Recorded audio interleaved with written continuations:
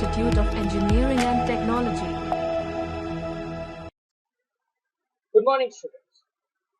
In this video, we'll go for the new technique of particular integral, which is method of undetermined coefficients. In this method, we have three possibilities for solution. And so, in this video, I'm going to cover the case one.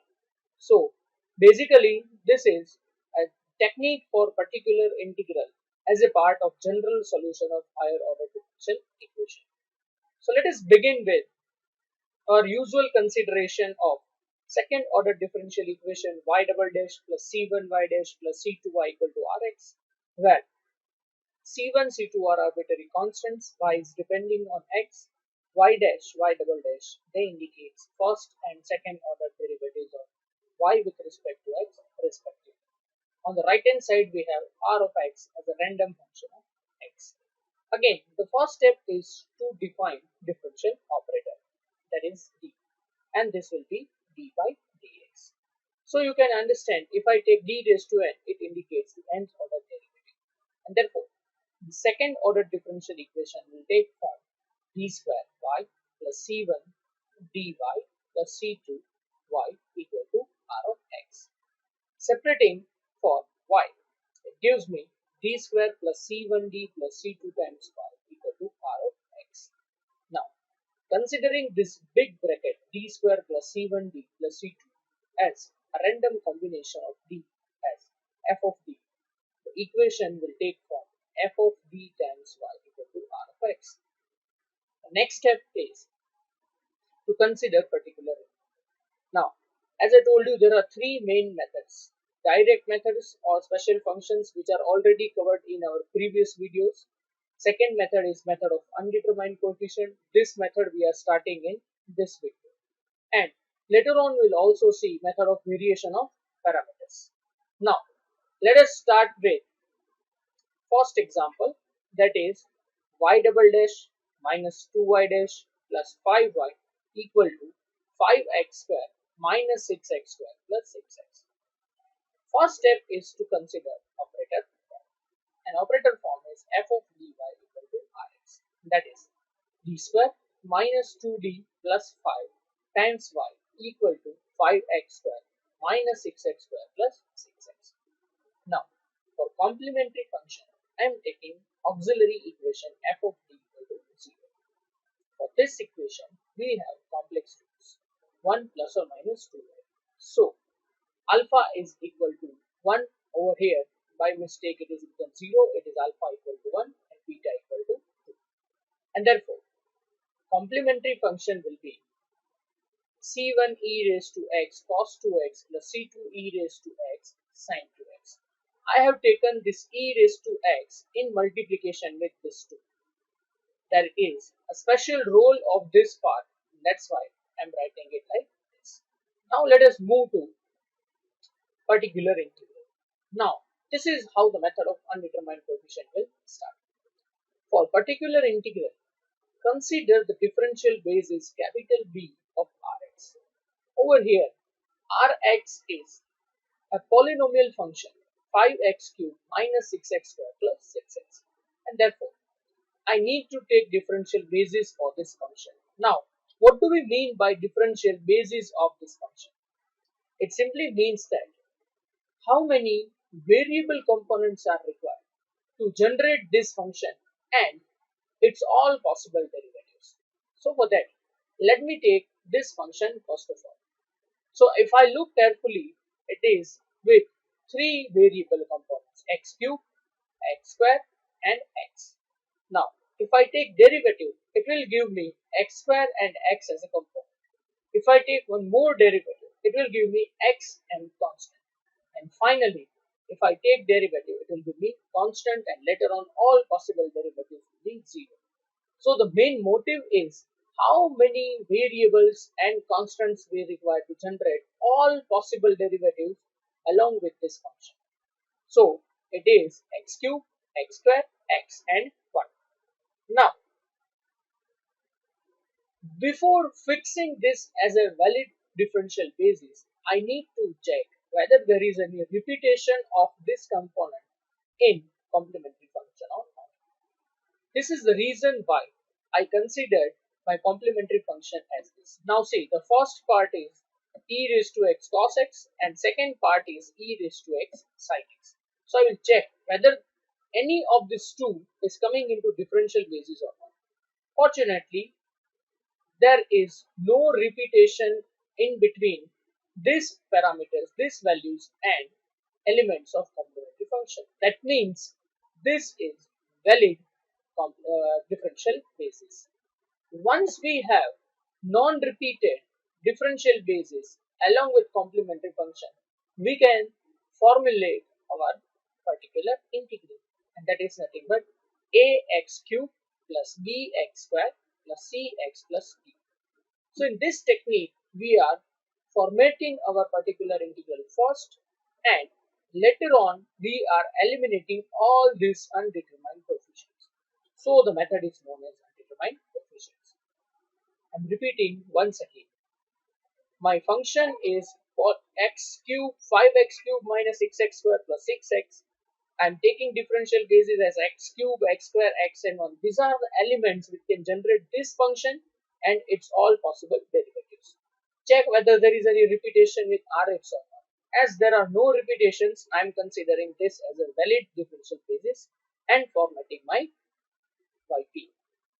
Now the next step is to find values of a, b, c and d. D. So we know that yp is a particular integral of differential equation, so it will also satisfy given differential equation. Now, looking at the given differential equation, it contains second order derivative, first order derivative. So, I am finding first of all possible derivatives required for the given equation. Y is ax cube plus bx square plus cx plus d. Taking its derivative will give me 3ax square plus 2bx plus c, and y double dash as 6ax plus 2b.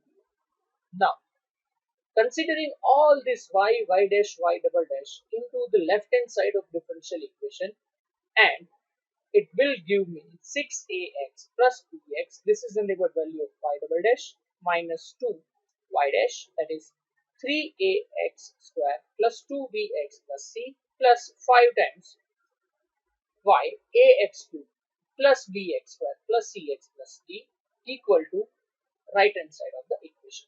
Now I will collect all different powers of x and then I will compare both sides for a, b, c and d. So if I separate equation on the left hand side as a coefficients of x cube, x square, x and constant, my both sides are now comparable. So 5a is equal to 5, which gives me a equal to 1. Minus 6a plus 5b is equals to minus 6, which gives me b 0. 6a minus 4b plus 5c is equals to 6, which gives me c is 0. And 2b minus 2c plus 5d is equals to 0, which gives me d equals to 0.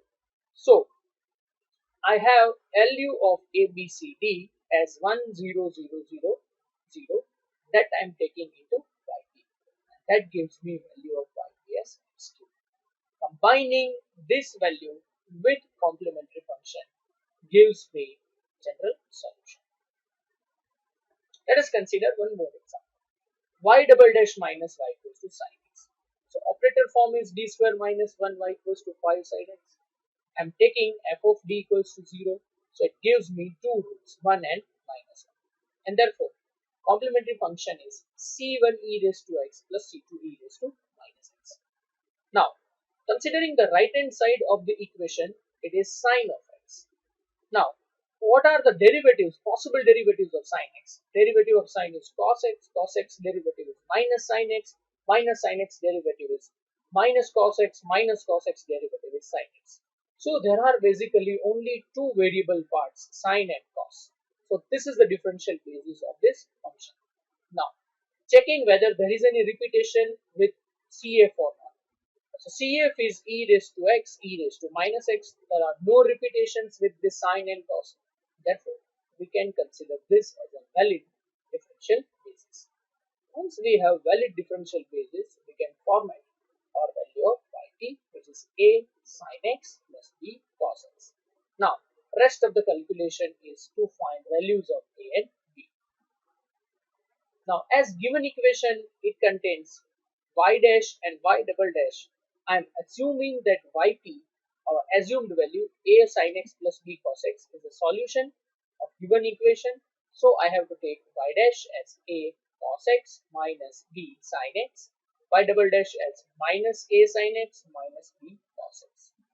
Taking all these values into the given equation will give me minus a sin x minus b cos x minus a sin x plus b cos x equals to, I need to write down this into elements of differential basis. So it is 0 cos x plus 1 sin x. Now, considering all values of cos x and sin x together, it gives me minus a into cos x plus minus b into minus b sin x equals to 0 into cos x plus 1 into sin x. Comparing both sides, the coefficients of cos x will give me minus 2a equal to 0, which leads to value of a equal to 0. Minus 2b equal to 1, which will give me value of b as minus 1 by 2. Now, taking this value of a as 0, b as minus 1 by 2 in yp, my final value of yp will be minus 1 by 2 sin x. Combining it with complementary function will finally give me answer minus 1 by 2 sin x. This is how the technique of method of undetermined coefficients will work. It is not that you have to use this method compulsorily. There are direct methods also which are applicable parallel. For both of these examples, I would like to give you one exercise, that is, find answer using direct method also and then compare your solution with the method of undetermined coefficients. In exam, you can select any method until it is mentioned in the question. I hope this method is clear. We need to be careful about two steps only. The first step is how to find differential basis, and the second step and the most important step, that is whether there is any repetition into the part of CA formula. Go through both examples once again, pause and ponder whenever it is required. Thank you.